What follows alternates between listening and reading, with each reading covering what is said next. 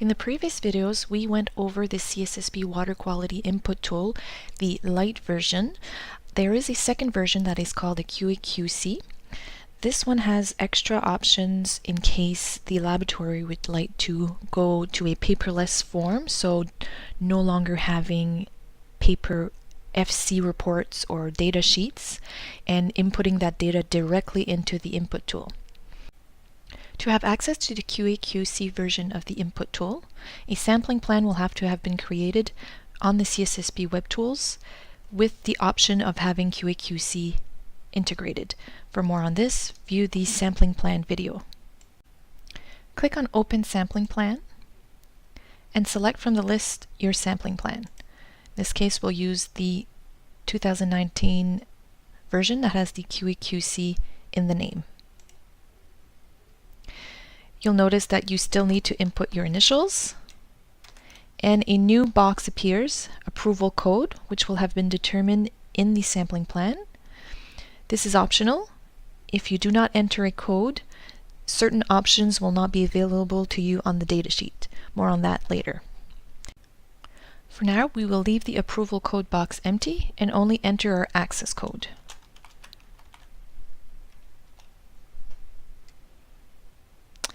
The screen that pops up is the home screen.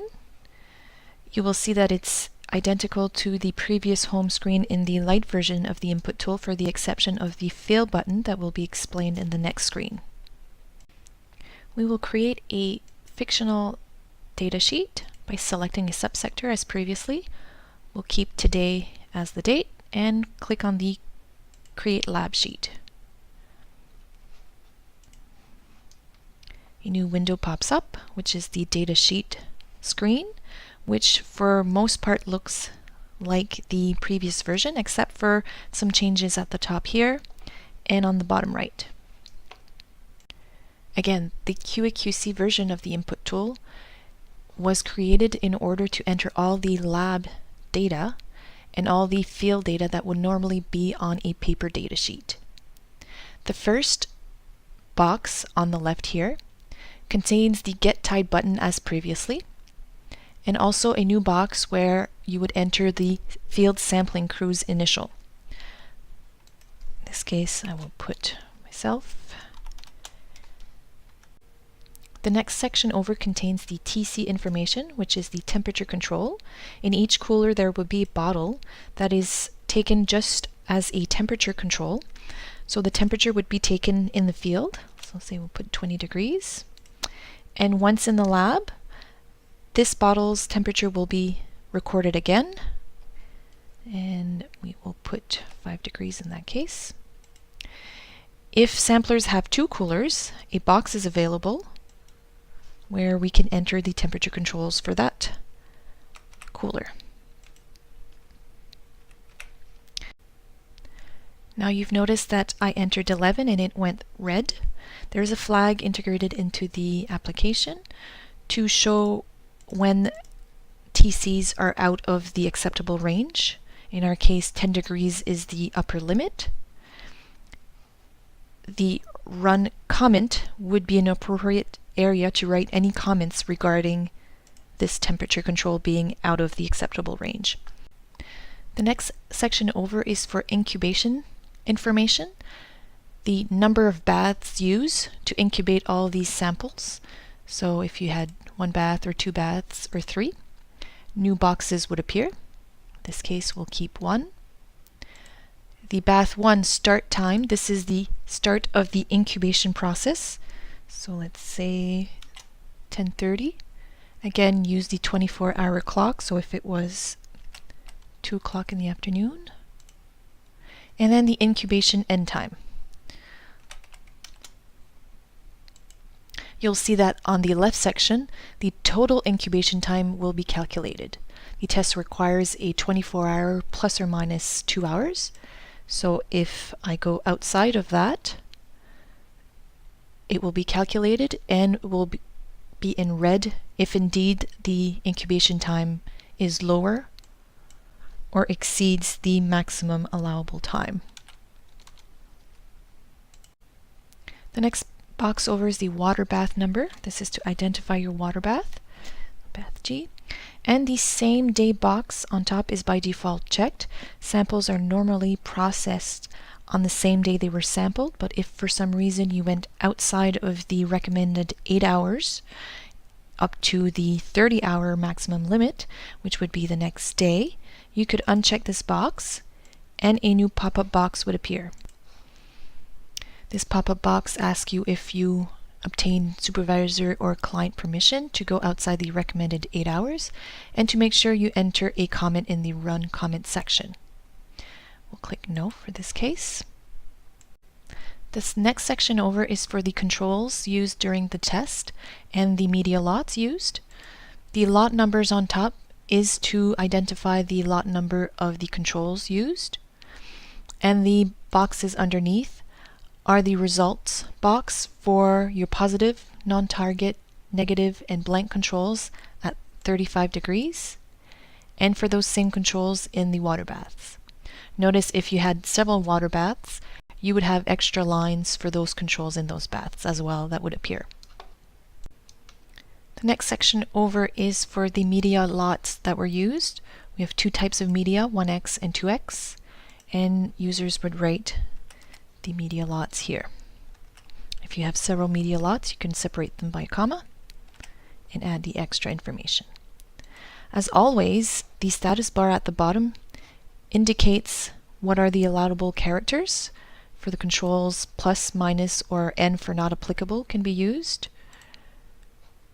For the time, it does give you another example, what can be used. Same for the temperatures. It says only digits and periods are acceptable, so no commas. There are some flags integrated also in the control section. So if I write my results like so, this would be the expected results in the laboratory, positive for positive control, positive for non-target, negative for the negative control, and negative for the blank. So growth, growth, no growth, no growth. In the bath, one would expect the positive control to be positive, non-target negative, and blank would be negative. Anything outside of these results will be flagged in red.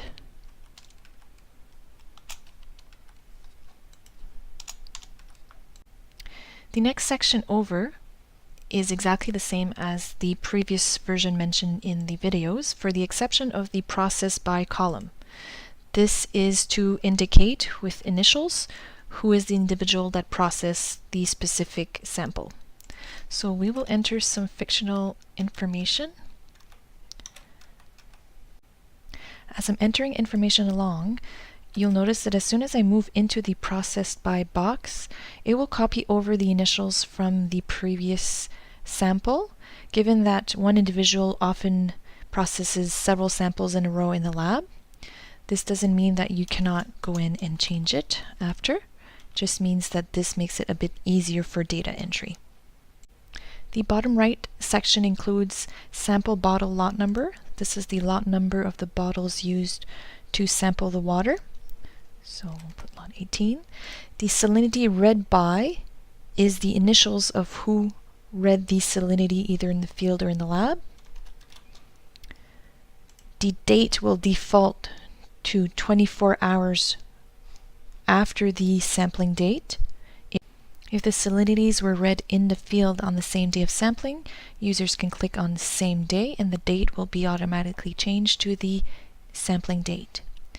The next box under is the results read by. This is who read the tube results here in the lab. And the results recorded by is the individual entering the information into the input tool. This should be the same initials as the login initials used at the start. The next two dates here cannot be edited. The results read by will always default to 24 hours after the sampling date. Same for results recorded by. They would be recorded immediately after they were read, so on the same date. The only exception here is if you unclick this box to state that the samples were processed the next day, so past the 8 recommended hours. If you click yes here, then the dates will change, seeing as they were sampled on the 7th, processed on the next day, and then read on that next day. So sampled on the 7th, processed on the 8th, and results were read and recorded on the 9th. You'll notice at the bottom there is a spot for supervisor approval. This would be the lab supervisor or QAQC coordinator or anybody with approval authority. The button here is grayed out. If you didn't enter the approval code at the logging step, you will not be able to approve the data, and you won't be able either to send it to the CSSP web tool for client approval. So we're going to log off at this point and log in using the approval code and enter the access code and go back in our sheet, and now the approval code is available. So we will click on it, and there will be initials and a timestamp for when it was approved.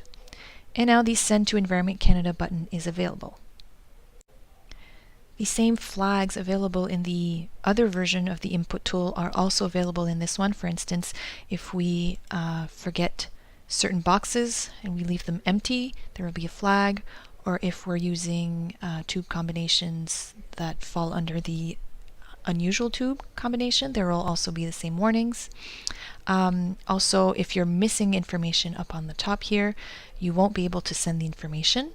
You'll have to fill this in, so this prevents users from forgetting to enter important information. There are two buttons up top that are available that weren't in the lighter version of the input tool. The View FC Form button will allow users to visualize all the data in the paper format. So if you needed to print the data sheet for some reason and send it, you can click here. And a Word document will pop up showing you all your results in the usual lab sheet format. So the information we entered, sampling time, tide, sampling crew, incubation start, end time, water bath ID, TC values, control values, media lot used, as well as the station numbers, time, MPN calculation, positive tube results, salinity, temperature, and process by initials, as well as any information for the Intertech readings and daily duplicates. Any weather comments or general comments typed in will be inserted into this section, and then the sample bottle lot and read and recorded dates, as well as supervisor approval. The last button available is the Fail button. This would be used in the instance where in the lab a circulator malfunctioned and the temperature did not raise up to the 44.5 degrees. The results would then be total coliforms, and we would want to record these by clicking on the Fail button, and then it's asking you if you are certain, and if you click yes, then you'll notice that you cannot send this information to the client because total coliforms are not what we would report to them. We want to report to them MPNs.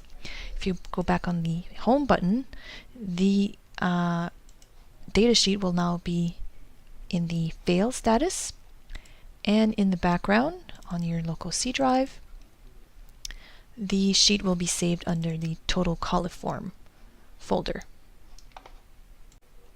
This can be undone by clicking on the Fail button again.